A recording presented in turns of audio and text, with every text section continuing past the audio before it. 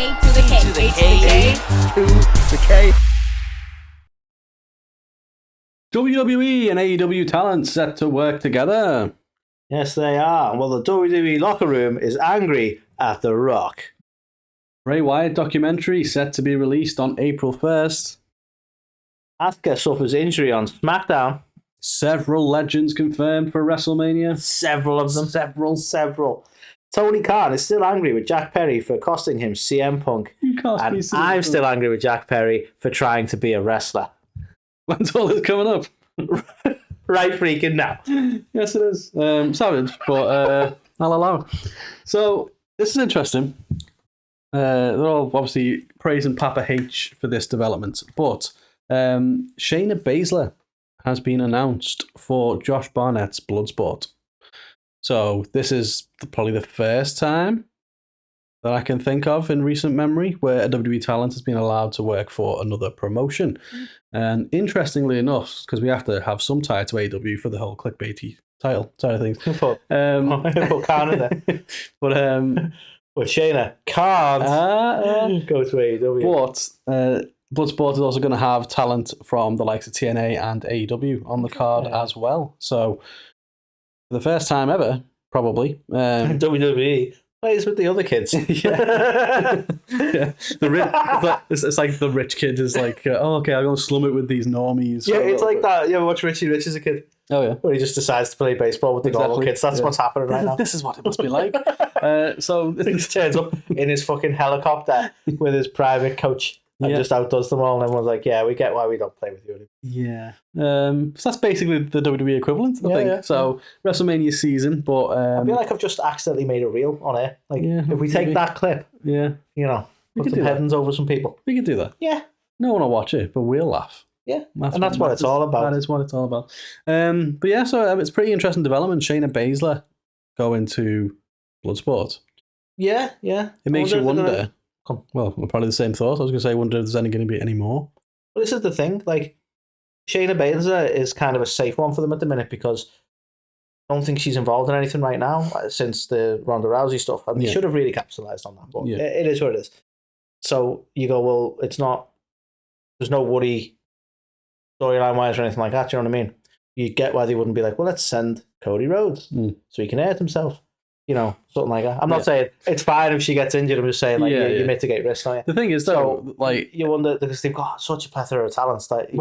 If there's certain talent, there's no plan to use WrestleMania, and you've got all these other companies who are putting on big shows around Mania season to capitalize on the big event. And what happens when they send people there? People go, there's a WWE guy at this event, so it's nothing but publicity. Exactly. So why the hell not? But apparently the rumour has it that Josh Barnett reached out to Triple H personally to ask the favour, I guess. I mean, you make that sound like a big deal. I've reached out to Triple H personally. He just fucking ignored me. Well, yeah, we have actually. Fuck you playing that, Paul? At least one Paul is a fan of us at the minute. Just saying. Exactly. Not that I'm braggadocious. Nice. But yeah, shout out Paul Heyman, shout out Medusa. Yeah. Shout out everyone. Hey, man. Really. But I don't know, I think this is a fantastic development and hopefully the start of more. And not just for the likes of Bloodsport, like any other indie promotions that are happening. Like we saw, Pete Dunne wrestled for some UK promotion, didn't he? And then Triple H rocked up. Was it ICW? I think it was ICW in Scotland. Then Triple H rocked up and everyone was like, holy shit, why is Triple H here? So I'd love to see more stuff like that, especially around Mania season. So, watch this space. Who else? Maybe getting bloody and sporty. Things are always better when we work together. Yeah. Is that a song? No. Okay. So yeah, that was that. That was that, Carl. You know what isn't that? What? The Rock getting preferential treatment. It's almost as if he's got shares in the controlling company that owns WWE or something. I thought you were going to try and be tall this episode. Oh yeah, sorry. I'm a you slouchy bastard. Hang on, let me get the tall guy cushion. Right, so The Rock, he's come back in his usual Rock style. But as people recall, The Rock is from a different era, man. He is. But he's acting like he's in a different era, man. He is.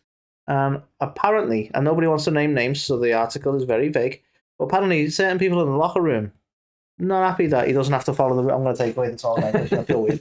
They're not happy that he doesn't have to follow, or seemingly doesn't have to follow the rules. And this has come from some of the videos that have been out there, some of the promos he's cut have been a little less PG than people are having to be. So, you look at the likes of Seth Rollins, who he's having to be careful about his promos, and sometimes they don't land because he has to be so PG with it.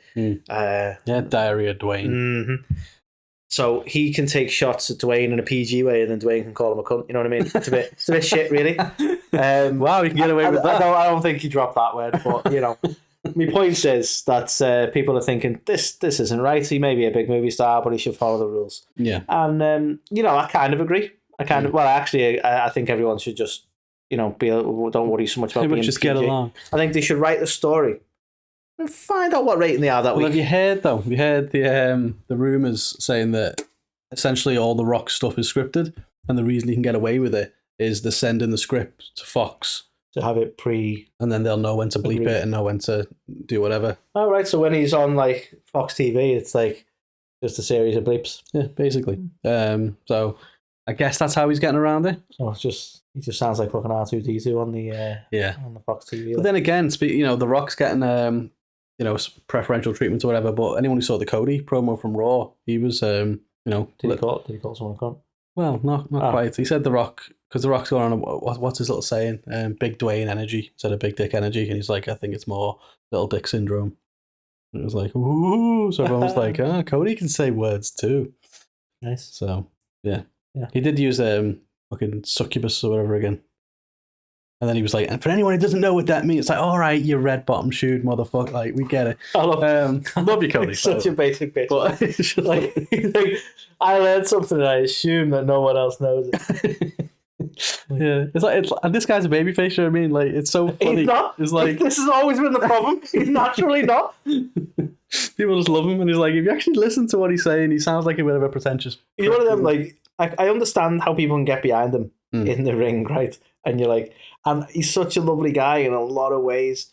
But I feel like, if you were having a drink with him in the pub, it'd only be a good time if you were talking about Cody. You know what I mean? Oh yeah, true. To be fair, like if you stop talking about Cody, I think he's going to try and bring that conversation right back to he'd Cody. have to buy everyone a drink. You know what I mean? Yeah. He'd have to, wouldn't he? Yeah, he'd be behind the fucking bar for them. There would be cameras there and they'd be saying, no, Cody, you fucking getting it. Yeah. Basically, but no, okay. Like, do you want me to sing at your wedding? It's like, he's been the best man for someone. See that random guy in the audience, right? And that's the other funny thing, Cody, because you're doing all your nice guy things. You're being someone's best man. The Rock's ordained someone's fucking wedding. Did you do that? Come on, The Rock's married people, man. Keep up, motherfucker. Always been ahead of the game. It's my man, Dwayne. Just want to reiterate though. We do love you, Cody, in case you ever come on the show. Just saying. No, we do. I don't know the person. I can only talk about the character. Yeah. So, and every person we've spoke to on the show, I've been like, they're such an awesome person, because generally they are. We're in an industry where they want to entertain, and sometimes that entertainment is designed to annoy me, and sometimes it's designed to amuse me. Yeah. I wish I could say though, except you, such and such. You know what I mean? It's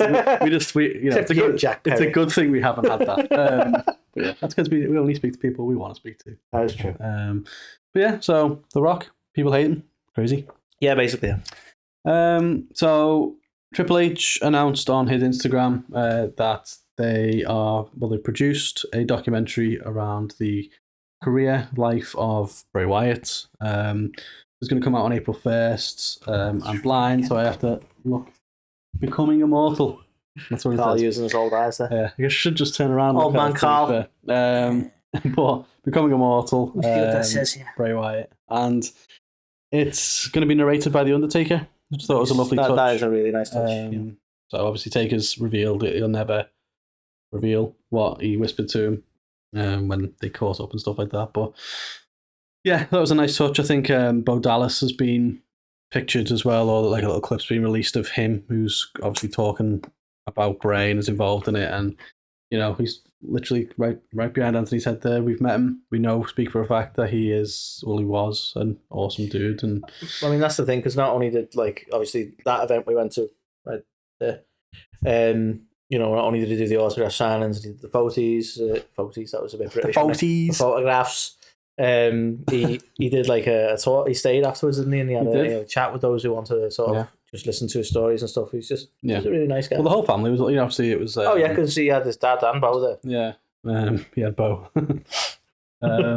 Well, yeah, he was just what an awesome guy. Obviously taken way too soon, and I can't wait for this documentary. To be fair, because people will say a lot of good, a lot of bad about Bray's character and the Fiend and stuff like that, but you can't deny the creativity behind all the gimmicks he portrayed. Whether it was like Swamp Man Bray or Fiend or whatever reiteration of the Fiends, and even Glowy Paint Fiend, like they were all different. They all. Well, it's one of them things you'll never get to see the fruition of his return, because like a lot of it felt like they had to correct some things because he weren't quite ready, you know, and obviously because there were issues there. So you never, what that man had in his mind creatively, we'll never know. But like he was super intrigued by the whole return in the first place. I loved the fact that very, very tragically we never got to pay that off. Is you're always going to be like, what did he have? Because obviously the Fiend was like mega. What he did during the pandemic, creatively, what they put together between him and Cena and stuff like that was mega as well. It's it's gonna be a hell of a documentary though. It is. I can't wait to watch it. So check it out April 1st on Peacock. I'm assuming it'll be on WWE Network eventually. So or on Netflix while it's still here. And then Netflix eventually as well. But check it out. So Carl, Asuka's broke her ankle probably, maybe. Isn't it a knee? I read ankle, okay. Right? But basically, there's an injury that possibly was sustained at SmackDown, possibly in the last segment, possibly when Damage Control were dealing with Bayley. And it looks like, due to the fact that Asuka's been taken off live events since SmackDown, it seems that the injury may have been a little bit more serious than we first thought in SmackDown. Yeah. And the WrestleMania 40 future has maybe been a little bit up in the air, but this is all conjecture, if you will. Yeah. But the possibility is that it's not a very serious injury, but we don't know how long the recovery will be because nobody's saying anything. So this is just all. So it could be like a precautionary measure to be like, okay, and you would, wouldn't you? You take it out of live events, going, well, we don't want to risk anything further. No. Before Mania, so I actually totally get that. Such a random one as well. I was watching SmackDown back to try and see if I could catch when it happened, and she literally jumped up on the apron and then jumped back off the apron. Seemed fine. Was jumping up and down like she does. Like seemed fine. Then the next time the camera cut to her, she hadn't been involved in anything. She was like limping. I don't know whether it was just literally her jumping up and down. She tweaked something, but she has had it history of knee injuries in the past, which is why I was like, I'm sure it's a knee, but I'm sure whatever article you've read. I'm sure you're wrong. We'll see. But so she was definitely absolutely seemed screwed. So hopefully it's not too serious. And it's not suggested it's serious at this point, but as I say, I totally understand the precaution of taking off live events. I really do. Yeah, makes sense. Speaking of WrestleMania, legends have reportedly been confirmed. So I'm not sure whether this came from PW Insider, maybe, but reportedly, Kane, Michelle McCool, Ron Simmons, JBL, and Jimmy Hart have all been confirmed. Isn't Kane busy being mayor? Yeah, it doesn't stop them before. Yeah. Oh yeah, I get that. But I think he's been back on WWE TV actually as Kane while he's been mayor, to be honest. So and you've got some downtime. He's probably like, give my county money because he's such a fucking. He knows how to play the game, doesn't he? Like, hasn't he made WWE make a donation to Knox County before now? Wouldn't surprise me, to be fair. But you know what? I'll reserve my my judgments and feelings around Kane as a politician and just think of him as a WWE superstar because he was one of my faves. And I think it'd be cool for him to be there. You would imagine Taker would be around as well, maybe not go on screen. If Michelle McCool's there, obviously, no one can go. Husband and wife can't go anywhere by themselves. So you imagine the rule. Taker would be there, and then I think it'd be cool to have. Maybe, I mean, Taker's just a totally different beast now, isn't he? Like, when he broke kayfabe, he fucking broke kayfabe. Oh my God, he did, to be fair. It feels so weird, doesn't it, to see him do, like, he was doing, like, whether it was on his podcast or something, he was doing, like, an advertisement for, like, DraftKings or whatever, and he was like, I'm going to back these guys, and I think you should too. Use my code, Deadman. I was like, stop it. You can talk.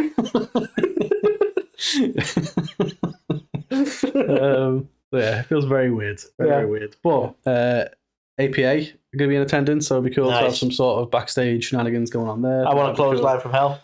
It was at WrestleMania, wasn't it? Where like Medusa and people like that were all just involved in a poker game backstage. I think run so. By the APA. So it's WrestleMania 40, for Christ's sake. Like we need some legend involvement in this. So Jimmy Hart being there. Does that mean Hulk Hogan might make an appearance? We will see. But yeah, so confirmed so far, several legends and probably, hopefully, many It's more. going to be a legendary night. Indeed. Good pun. On to the final one. Talk about your favourite guy. Yeah, I'm totally with Tony Khan on this one. Now, I actually think this is kind of blown out of proportion. This has come from the desk of Dave Meltzer. He's saying that Tony Khan is still very unhappy with Jack Perry because he blames Jack Perry for losing CM Punk. Yeah. Now, it was a perfect storm of situations that lost CM Punk. I think CM Punk was destined to go whether it was Perry or not, because I think he just wasn't happy with the company. I think the realization for Mr. Punk was that he is a WWE guy. As much as he was the outcast of WWE in a sense of like, he was the indie darling that nobody liked, that had to scrap his way to the top. He was very much, he loved the WWE machine. Yeah. You know, and this was more of an indie scene, as we know, as people always say. It still surprises me so much, that fall from grace. Like, remember how happy he was to be there when he first came back? It's unreal. Went to AEW, and him and Tony like hugging and like laughing, and to how bitter he became so soon is unreal. I hope this time in WWE it'll take him at least a couple of years. Fingers crossed, yeah. Crazy. Anyway, Jack Perry. The suggestion is that, still not happy with him. He's not out of his contract. He's not been released by AEW, but he's exiled, as it were. Whereas I actually, I don't know if this is actually a really shrewd move, because I think his time in New Japan can be nothing but good for him. He wasn't really doing much on screen at the moment anyway, so that damage hasn't really happened. No. His new persona, right? Awful. Let's take the Punk stuff out of it. His new persona was wank. It was awful. He was, I've got a jacket. That was his new persona. I need sunglasses. Sorry, forgot about the sunglasses. He has the personality of a spud, right? And this is the problem. It's not fair to potatoes. That is fair. At least they're actually delicious. Yeah. So I think if nothing else, New Japan might help build him, has some sort of person, some sort of character. I'm hoping he'll do something for him, right? I don't want to dislike him forever. I just don't. Just for right now. But have you ever been entertained by Jack? I have, to be fair. Fuck off, Carl. Early Jungle Boy, early Jurassic Express with Luchasaurus and okay, take Stunt and Luchasaurus out of it. Who were being his personality for him. Yeah, okay, fine. Thank you. I never really saw him as like one of the pillars and one of the break. I just never saw it because I've never really considered he hasn't got the personality. And even in this article from Meltzer, I say article, probably rant online, but even in Meltzer's comments, he was like, "Oh, he's been considered the weakest pillar in terms of on the mic and such like that." It's like, he shouldn't even be considered a pillar. This is where, like, and I think it was MJF who made the comment. Was it MJF? Somebody made the comment about Britt Baker being one of the pillars. Oh, it was Punk on it, but it was about MJF. But the reality is, if you want to look at the pillars, Britt is definitely one of the pillars. She did more for AEW than Mr. Perry here. True. MJF and Britt are unquestionably pillars. It was just a miscommunication. Tony was calling him a pillock, and he was like, "I'm one of the pillars." And yeah, sure. Spent too much time in Fulham on it. We'll go with that. So I don't know. I think this is actually a good thing. I think they have a good working relationship with New Japan. I think there's a clear sign, there's an intent there. Let's face it, if he didn't want Jack Perry, then he'd probably just release him. So I think there is an aim that he's going to come back to AEW reformed. And to be honest, he's got a level of heat with the audience right now as well, because the audience will do a similar thing. They'll blame him. True. I mean, if they don't champ real glass when he gets back, I'm going to be pissed off, to be honest. Like, I am liking that he's kind of leaned into it a little bit with the whole scapegoat thing, because he has been made into the scapegoat, but whether that develops any personality within him remains to be seen. But right now, he's got a cool little arm thing that says scapegoat on it, so that's something.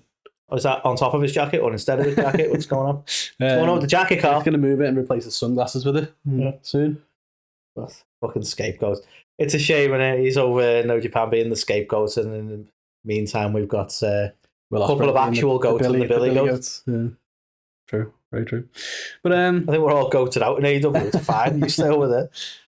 So yeah, that is the news this week. So let us know what you think. Do the usual, like, subscribe, comment, good stuff, and catch you on the next one. Yeah.